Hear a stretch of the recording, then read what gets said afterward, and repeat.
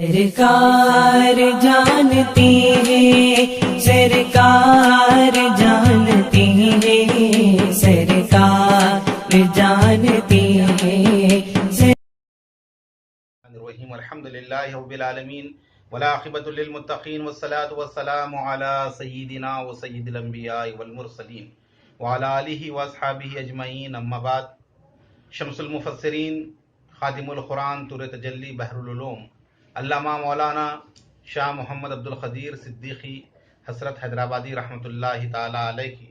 مختصر حالات طیبات اور آپ کی سوانح عمری کا خاکہ آپ حضرات کے سامنے سنانے کی اور پیش کرنے کی سعادت حاصل کی جاتی ہے۔ شمس المفسرین بحر العلوم عبد القدیر صدیقی رحمۃ اللہ تعالی علیہ وہ عظیم بزرگوں میں سے ہیں جن کو بجا طور پر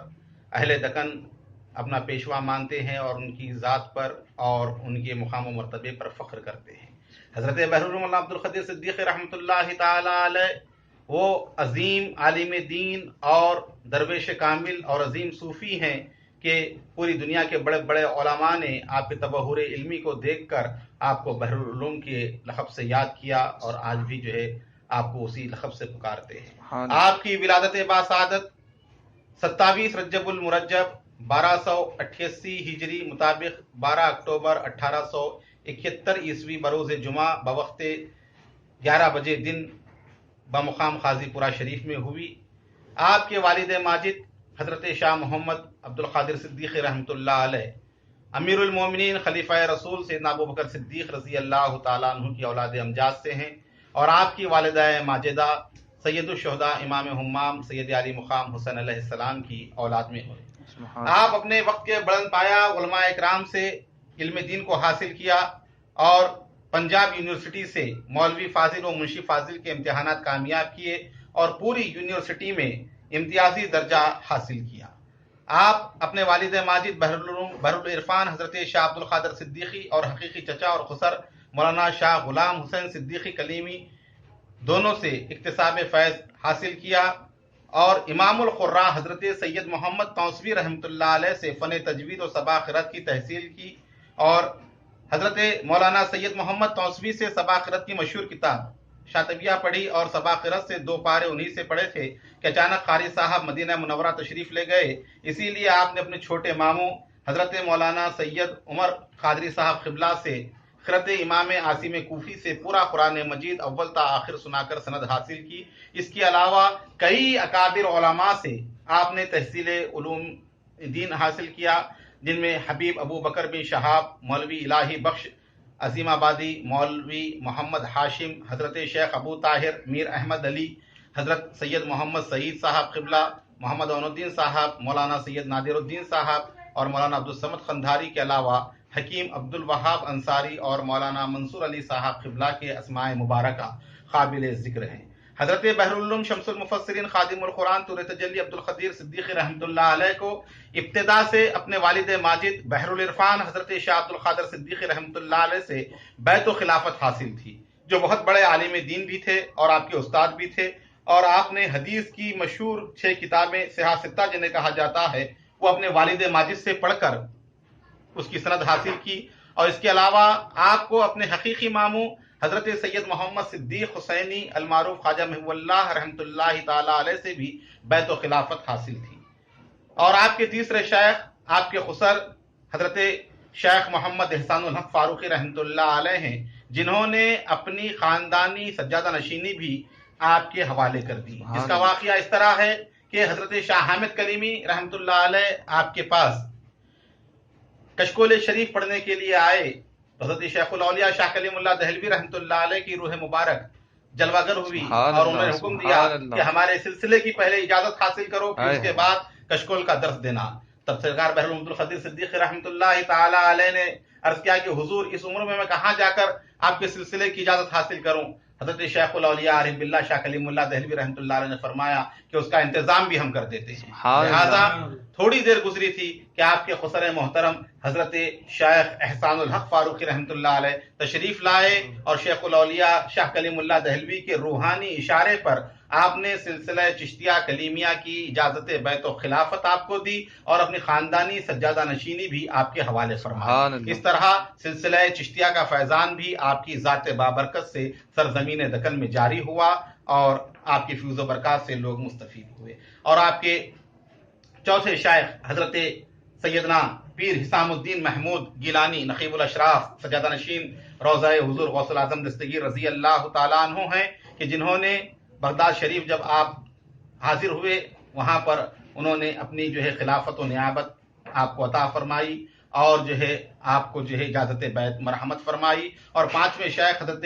شیخ عبد الغنی نقشبندی رحمۃ اللہ علیہ ہیں جنہوں نے دوران سفر بحر العلوم کو جبکہ آپ کی عمر 7-8 سال کی تھی اس وقت آپ نے حضرت شیخ عبد الغنی کی صحبت سے فیض حاصل کیا اور حضرت شاہ عبد الغنی رحمۃ اللہ علیہ کی توجہ سے اس کم عمری ہی میں آپ کے اوپر کشف جاری ہو گیا۔ سبحان اللہ۔ اس طرح حضرت شمس المفسرین بحر العلوم عبد القدیر صدیقی رحمۃ اللہ علیہ کو اس دور کے اکابر 5 شیوخ اور 5 بزرگوں سے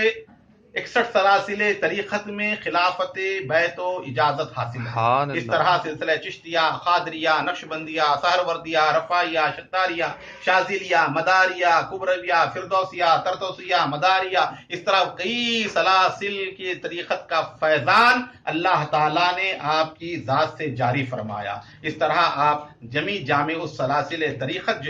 مانے جاتے ہیں۔ حضرت شمس المفسرین بحر العلوم عبد القدیر صدیقی رحمۃ اللہ تعالی علیہ ان عظیم ہستیوں میں سے ہے جن کے اوپر زمانے کو فخر ہے اور ناز ہے۔ اللہ تعالیٰ نے آپ کو وہ عظمت و بزرگی اور کرامت عطا فرمائی تھی کہ بے شمار لوگ آپ کے در سے جو کوئی سوچ کر آتے وہ مرادیں حاصل کر کے جاتے اور بے شمار لوگوں نے آپ سے علمی فیضان حاصل کیا۔ اس دور کے بڑے بڑے اکابر علماء نے آپ کے سامنے زانوئے ادب کو طے کیا اور آپ سے اکتساب فیض کو ان لوگوں نے حاصل کیا۔ حضرت بحر العلوم عبد القدیر صدیقی رحمۃ اللہ تعالی علیہ اپنی پوری زندگی واعظ و نصیحت، رشد و ہدایت اور مجالس واعظ و بیان میں گزاری اور آپ جہاں ایک عالم دین تھے وہیں شیخ طریقت بھی تھے، عارف باللہ بھی تھے۔ اللہ تعالیٰ نے کئی علوم و فنون آپ کی ذات میں جمع فرما دیے تھے۔ اس طرح ایک جامع شخصیت جن کے بارے میں حضرت عبد الصمد قندھاری رحمۃ اللہ علیہ فرماتے ہیں کہ دکن میں شہباز بلند پرواز بندہ نواز گیسو دراز کے بعد جس عظیم ہستی میں اللہ تعالیٰ نے تمام علوم ظاہری و باطنی کو جمع فرمایا وہ بحر العلوم کی ذات تھی، سبحان اللہ، حضرت عبدالقدیر صدیق رحمۃ اللہ علیہ کی ذات تھی۔ تو یہ شان حضرت بحر العلوم صدیق رحمۃ اللہ علیہ کی۔ حضرت عبدالرحیم مفتی صاحب قبلہ جو جامعہ نظامیہ کے مفتی اول تھے وہ بیان فرماتے ہیں کہ آپ کی ہر ادا سے صدیقین کی شان ظاہر ہوا کرتی۔ سبحان اللہ۔ یہ شان اللہ تعالیٰ نے بحر عبدالقدیر صدیقی رحمۃ اللہ علیہ کو عطا فرمائی۔ ماہ ربیع الاول کے موقع پر 7 تاریخ سے لے کر 12 تاریخ تک مجالس میلاد النبی صلی اللہ علیہ وسلم منعقد کرتے اور ربیع الثانی کے مہینے میں 7 تاریخ سے لے کے 11 تاریخ تک حضور پیران پیر غوث الاعظم دستگیر کی سیرت کے مجالس منعقد کرتے اور ماہانہ حضور سرکار غوث اعظم کی فاتحہ چھٹی شریف حضور خواجہ معین الدین چشتی غریب نواز رحمۃ اللہ تعالیٰ علیہ منعقد کرتے، مجالس سماع منعقد کرتے، واعظ و نصیحت درس و تدریس کا حلقہ چلتا رہتا۔ بے شمار لوگوں نے آپ سے اکتساب فیض اور اکتساب علم کیا اور دنیا میں نہایت ہی روشن اور تابناک ہو کر وہ چمکے اور آپ کے فیضان سے انہوں نے علمی دنیا میں نام کمایا۔ 1948 تک آپ کی صحت ٹھیک تھی۔ اس کے بعد ایک طرح کی جلدی بیماری ہو گئی، چہرہ اور سر اور گردن کے سوا تمام بدن آپ کا متاثر رہا۔ اس کے باوجود بھی درس و تدریس کا سلسلہ جاری رہا۔ حالت بیماری میں بھی آپ نے قرآن پاک کا درس اور احادیث مبارکہ کا درس جاری رکھا اور انتقال سے 2-3 ماہ قبل تک یعنی 93 سال کی عمر تک آپ علم دین سکھانے میں مشغول رہے۔ آخری وقت تک بھی انتقال کے قریب تک بھی آپ نے درس و تدریس کا سلسلہ کبھی نہیں چھوڑا۔ انتقال سے چند لمحہ قبل تک بھی سب سے گفتگو کی اور فرمایا اب میں جاتا ہوں۔ آپ نے پہلے ہی اطلاع دے دی انتقال ہونے سے پہلے کہ اب میں جاتا ہوں، اللہ حافظ، کلمہ شہادت پڑھا اور آنکھیں بند کر لی اور آپ کی روح مبارک قفس انصری سے پرواز کر گئی۔ موت اس کی کہ زمانہ کرے جس پہ ناز، یوں تو آئے ہیں سبھی دنیا میں مرنے کے لیے، وہ شمس المفسرین برہم عبدالقدیر صدیقی رحمۃ اللہ علیہ کی ذات تھی کہ تمام عمر قرآن و حدیث کی تعلیم دیتے رہے، مخلوق کی خدمت کرتے رہے، متعدی کتابیں تصنیف فرمائی، اور تفسیر قرآن پاک تفسیر صدیقی کے نام سے جو ہے آپ نے مکمل جو ہے تحریر فرمائی۔ اس کے علاوہ کئی کتابیں آپ نے تصوف کے موضوع پر، احادیث کے موضوع پر، ہر عنوان پر آپ نے جو ہے کتابوں کو جو ہے تحریر فرمایا، اور اس طرح 93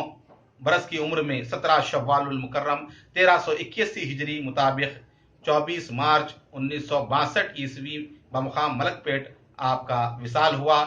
جنازے میں کئی لاکھ لوگوں نے شرکت کی، نماز جنازہ مکہ مسجد میں ادا کی گئی، اور تدفین آپ ہی کی زمین واقع صدیق گلشن بہادر پورہ میں عمل میں آئی۔ اللہ تعالیٰ بحر العلوم عبدالقدیر صدیقی رحمۃ اللہ علیہ کے فیضان علمی و روحانی سے ہم تمام کو مستفید فرمائے، آمین۔ اور ان کے بتائے ہوئے طریقے پر چلنے کی توفیق عطا فرمائے۔ وما توفیقی الا باللہ، وصلی اللہ تعالی علی خیر خلقہ سیدنا محمد وعلی آلہ وصحبہ اجمعین، والحمد للہ رب العالمین۔